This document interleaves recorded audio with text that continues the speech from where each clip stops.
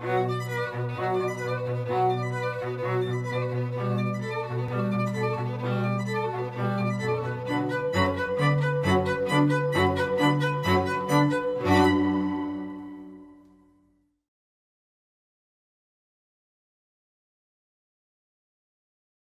le 11 septembre, c'est le tournant au tout début du XXIe siècle de l'histoire mondiale. Celle-ci a été dominée jusqu'en 1991 et à l'éclatement de l'Union soviétique par la rivalité Est-Ouest entre les États-Unis d'une part, le bloc soviétique de l'autre. La disparition de l'Union soviétique fait désormais des États-Unis la seule puissance mondiale et par conséquent, certains prophétisent une sorte de fin de l'histoire par la victoire des États libéraux sur les États communistes. Et puis, se produit tout à coup cet événement complètement inattendu, préparé peut-être par le terrorisme que développent les pays arabes contre Israël ou les pays qu'ils soutiennent, et qui fait que, tout à coup, une organisation lance contre le symbole à la fois de la puissance américaine et de sa réussite économique, les tours jumelles de New York, des avions suicides qui font sauter les deux tours, qui provoquent leur effondrement et qui, par conséquent, pour la première fois de son histoire, attaquent les États-Unis sur leur sol, alors que jusqu'alors ils se considéraient comme inexpugnables. Alors, c'est le début d'un phénomène qu'on a du mal à la fois à définir et à circonscrire. On a du mal à le définir parce que ce n'est pas véritablement un État qui attaque les États-Unis, qui leur déclare la guerre, mais une organisation tenue par un dirigeant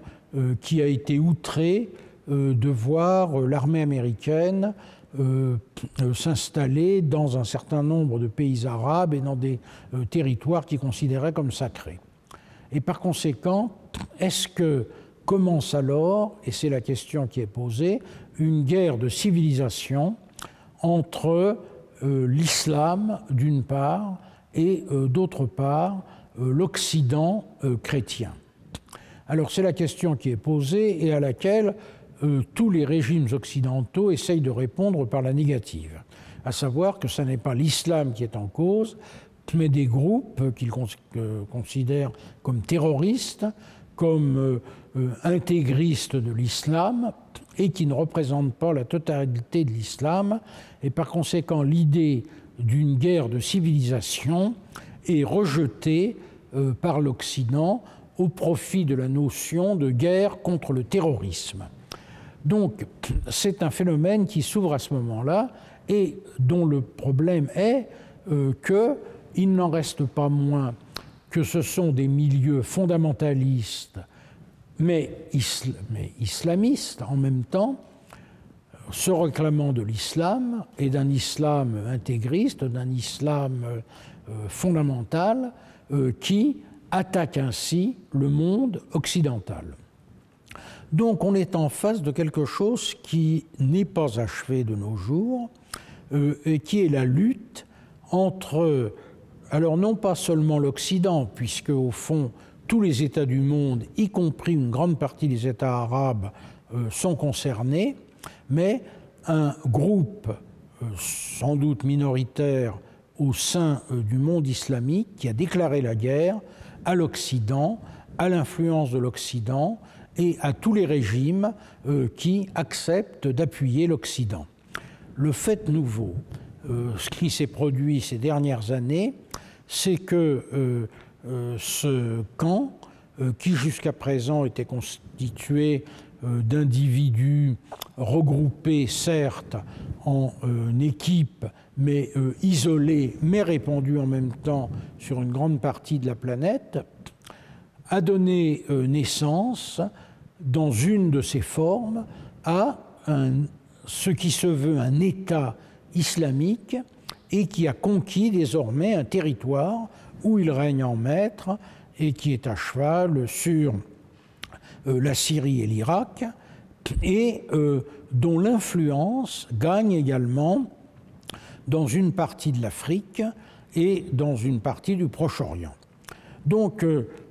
guerre de civilisation, non, le terme est probablement excessif.